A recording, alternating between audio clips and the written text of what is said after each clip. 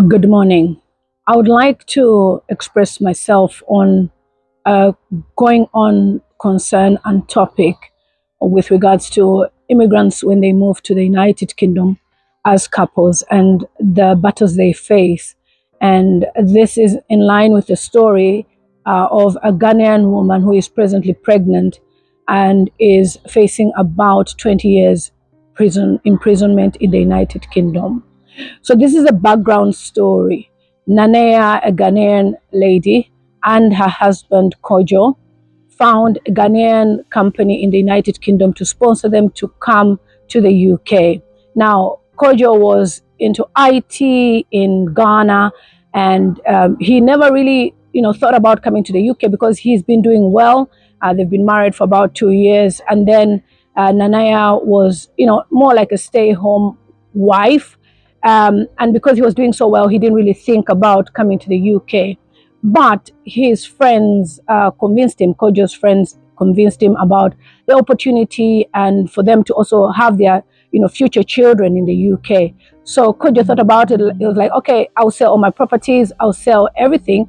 Let my wife be the main person as the worker, and then I'll be a dependent so that I can look for a job as an IT personnel in the United Kingdom. So everything went well. They got their visas. They came to the UK, arrived in their first apartment, and jobs for Kojo were not coming through. And then for Nanaya as well, the company that brought her was facing some issues here and there, so they couldn't give her much hours of work. But she managed to secure 20 hours of work working elsewhere, and that wasn't enough. And you know how it is in the African context. A man is the main person that works and provides for a woman. That's in Africa, but in the UK, it's a different thing, or in the diaspora, life changes, so you need to adjust. So they started having a bit of issues, arguments, and problems. So normally, Ghanaian people, they have a good community sense around the United Kingdom. So they would, call upon friends to come and speak to the wife and, put everything together and let them understand that life in Abuja abroad is not as easy as anyone thinks, especially when you're coming on a skilled worker visa and you're required to work for that particular company. And for Kojo, it must have been very frustrating because he's a qualified IT person. And then he comes to the UK and then they're telling him, you don't have experience. And that's what the UK can really give you a shocker. When you turn up with your qualifications, they'll tell you don't have UK experience.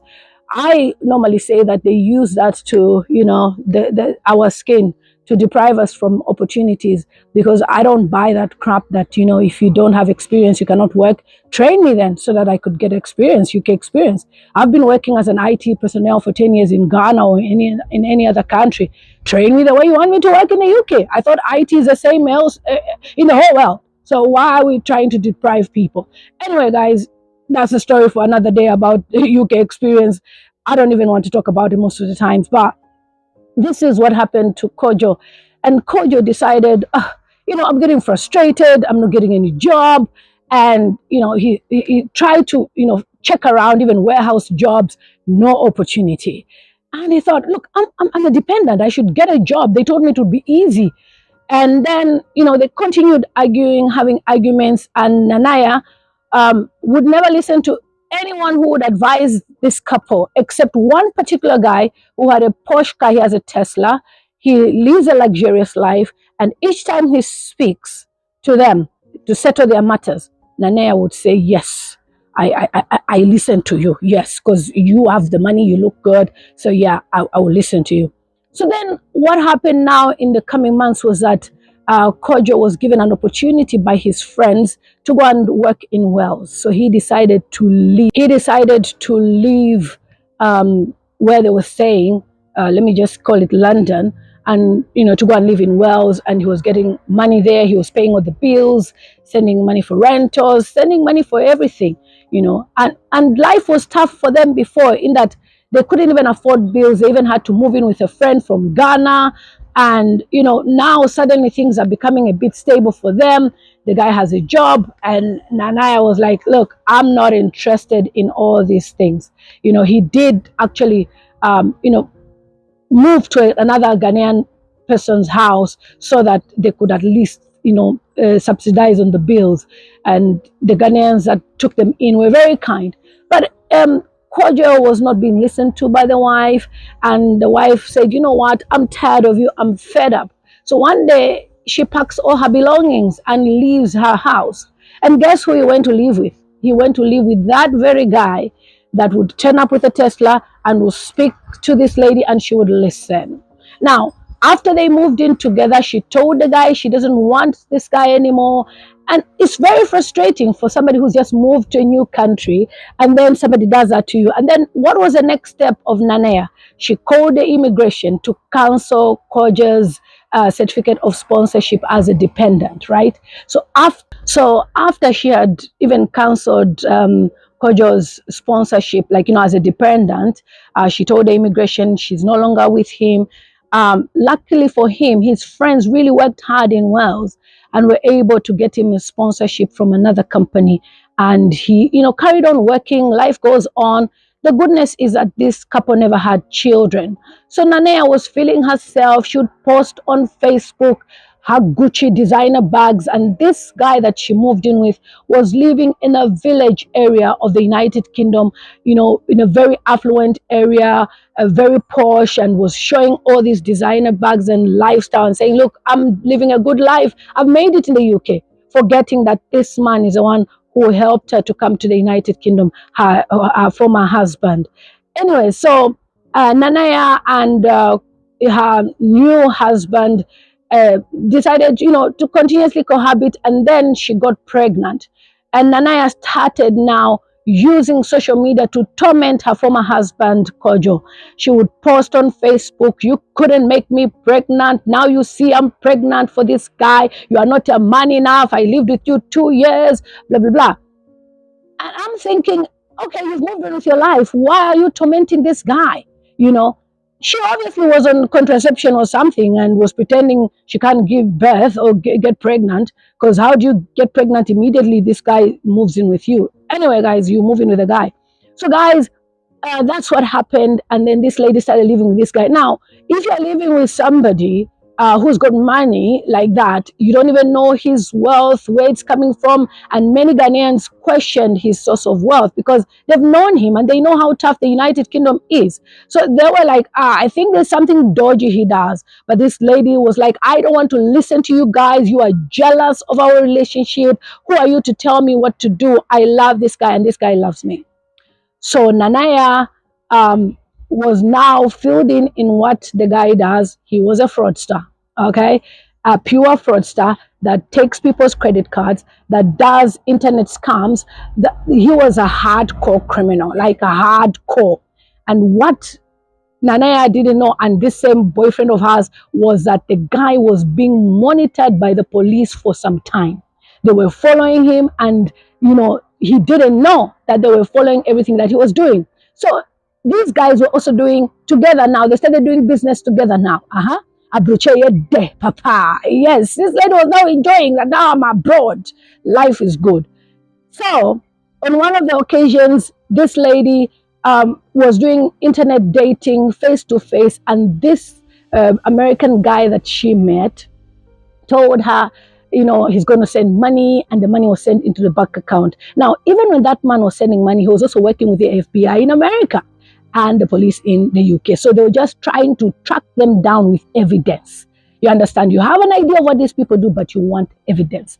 That's how now the police were still monitoring these guys. Okay, so they struck a deal. This American guy, whom Nanea was doing the face-to-face dating, because now she joined, she joined the guy, scamming people, even doing face-to-face dating, representing as a woman who is looking for a man in love. Send me money, and then they eat together. So this man sent money through the bank, and she went to collect the money in the bank. Now, there's a way in which banks in the UK work when they suspect there's something wrong here.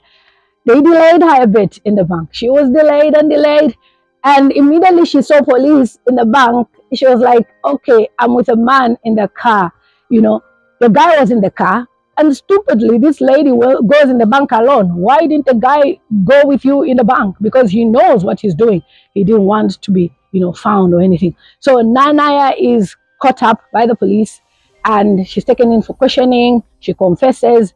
The guy also arrested. They checked the house, searched the house. They found multitude of evidence. Okay, evidence upon evidence, different credit cards in different names, different letters, ID cards, fraudulent activities. And this lady was an accomplice. You moved in with this guy, and you know all these things are in this house.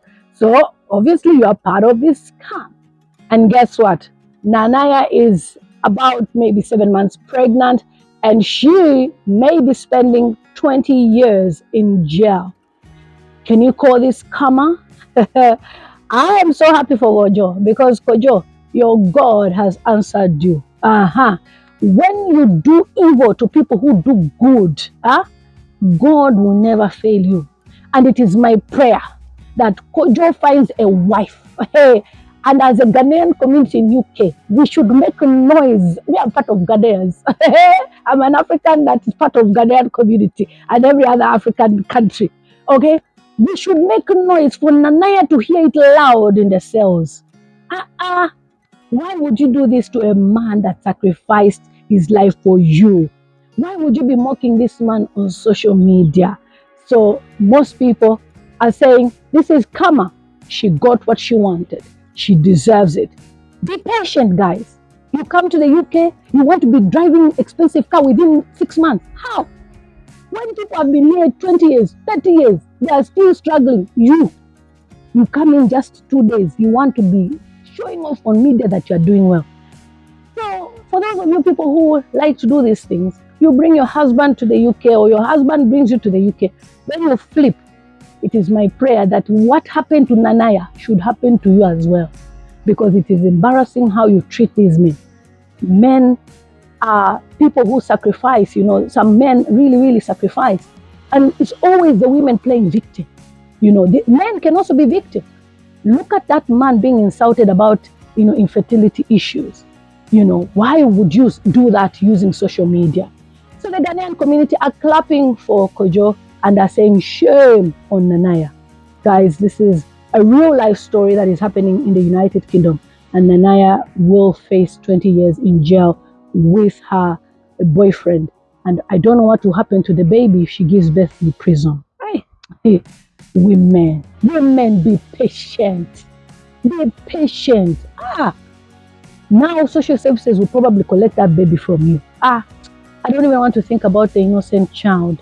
But this is what is happening, guys, in the UK. A real story. Guys, it's your girl Lily Mutams here on Lily Mutams TV. I love you guys. Take care and see you on my next video.